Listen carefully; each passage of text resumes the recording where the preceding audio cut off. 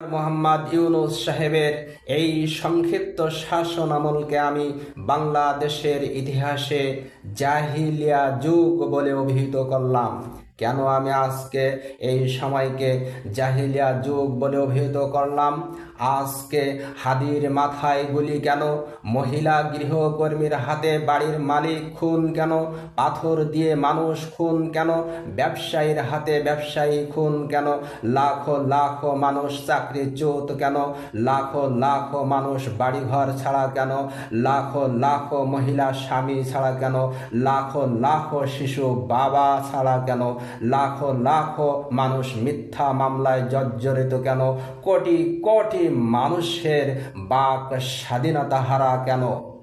ইসলামের ইতিহাসে ওই যুগকে আইয়ামে জাহিলিয়া যুগ বলা হয়, যে যুগে জীবন্ত কন্যা সন্তানকে কবর দেওয়া হতো। বাংলাদেশে যা চলছে, যা হচ্ছে, এটা আইয়ামে জাহিলিয়া যুগের চেয়েও বর্বরতা। আজকে পাথর দিয়ে মানুষ খুন করা আইয়ামে জাহিলিয়া যুগের ইতিহাসে মনে হয় ছিল না।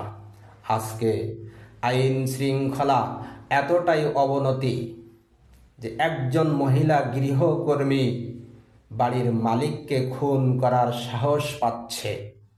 আর আমাদের স্বরাষ্ট্র উপদেষ্টা সাহেব বলেন আইন শৃঙ্খলা ঠিক আছে, আইন শৃঙ্খলা উন্নতি হচ্ছে। আজকে এই খুন খারাপির পরিবেশের কারণে আমি স্বরাষ্ট্র উপদেষ্টার পদত্যাগ দাবি করছি।